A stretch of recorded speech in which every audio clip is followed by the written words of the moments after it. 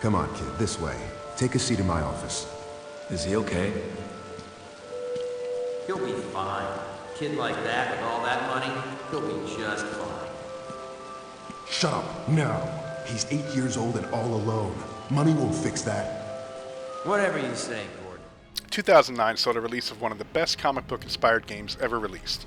Batman Arkham Asylum is developer Rocksteady's tour de force to the gaming world that shows not just how a Batman game should be made, but how comic book games in general should be developed, with a full understanding of the source material and how to stick close to it while keeping the gameplay fun and engaging. The general story of Arkham Asylum takes its basic cue from the graphic novel Arkham Asylum, A Serious House on Serious Earth, wherein the lunatics are in control and Batman must fight his way through the madhouse. But besides that basic premise, the story is all original. Batman brings the Joker in, returning him to the asylum, and quickly discovers that the capture was a ruse to get Batman to wade through the dredges of the asylum's corridors if he wants to actually defeat Joker.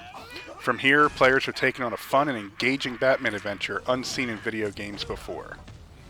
Veteran Batman the Animated Series writer Paul Dini pens an engaging story that is a nice blend of what the comics inspire and what the cartoon could work with. The result is a near perfectly paced story that will keep players wanting more throughout it. Dini brings a good mix to the characters, taking cues from both their comic book versions and animated series versions to create versions of the characters that can appeal to fans of either, or both.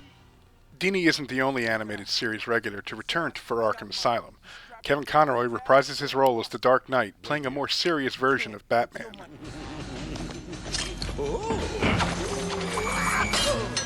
There's no escape, Joker. I will find you. Arlene Sorkin returns as Harley Quinn. Oh, hiya, B-Man. Harley Quinn here. How do you like my new uniform? Pretty hot, huh?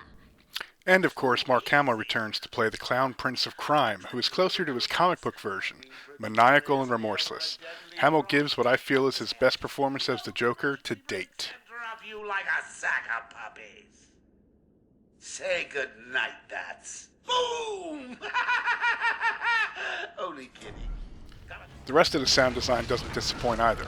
From the sounds of gadgets, the musical score, to being able to feel the full force of Batman's attack, Arkham Asylum's sound design brings life to the madhouse. Graphically, Arkham Asylum is a masterpiece as well. Rocksteady used the Unreal Engine 3 to create a world and characters that are simply a sight to behold. From medical wings to Gothic-inspired mansions to worn-down rubble, the backgrounds are fantastic, and all the main characters are even better looking. Batman looks better than he ever has looked in a video game before, and all the main villains are equally impressive. Even a year and a half later, the visuals of Arkham Asylum hold up. The gameplay is a nice mix of action, stealth, exploration, and puzzle solving and collection. Batman can take on literally a dozen thugs and come out victorious. But Batman isn't just a kick-ass and take-names kind of guy. He's also a master of using his surroundings to take down enemies.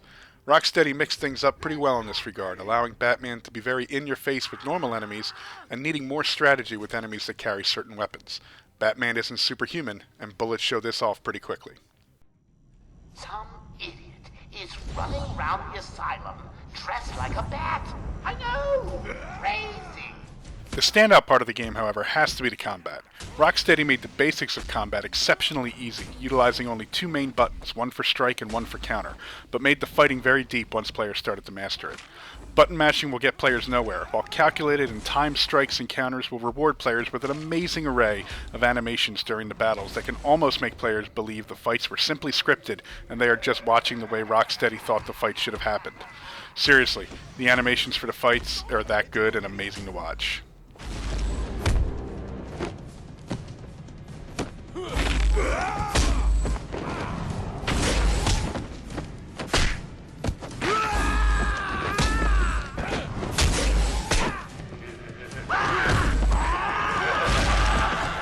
Also scattered around the game are 240 Riddler challenges. These challenges range from trophies to riddles in the environment. The challenges net players not only unlockable arcade-style challenge modes, biographies, and other fan service rewards, but they also grant experience which can be used to improve Batman's arsenal. Not trying to find some of these challenges is a mistake, as just getting the XP from fights will not allow players to fully upgrade Batman. There are only a few flaws I can really find with Arkham Asylum. The first is the detective mode. While it's not the mode itself that's bad, it's the fact that players may feel compelled to keep it on for longer than they should while they're looking around for Riddler challenges, breakable walls, etc. It's a nice effect to use, especially for setting up ambushes of enemies, but it dilutes the graphical effort put in by Rocksteady's art team. When talking to guards or other characters when not in a cutscene, the mouths have a very marionette-esque look to them, as the lip syncing isn't really well done at these points. There's also Batman's walking and standing still animations. While he looks fine when he's moving around in combat or running, when he's standing still he looks like he has a broom shoved up his bat backside. The PlayStation 3 and Xbox 360 versions are pretty much identical in sound, graphics, and gameplay. However, the PS3 version does have an added bonus of being able to play as the Joker during some of the challenge modes. In the end, I can't recommend Batman Arkham Asylum enough. Fans of Batman or just action and stealth games in general can have a great time with it. It may be over a year old now, but it still holds up. It's not just the best Batman game to date, it's not just one of, hell, maybe even the best comic book game to date. It's a great game overall. And with the upcoming Batman Arkham City game later this year, it gets people ready for what will hopefully be another fantastic game. If you haven't played Arkham Asylum, you're doing yourself a disservice.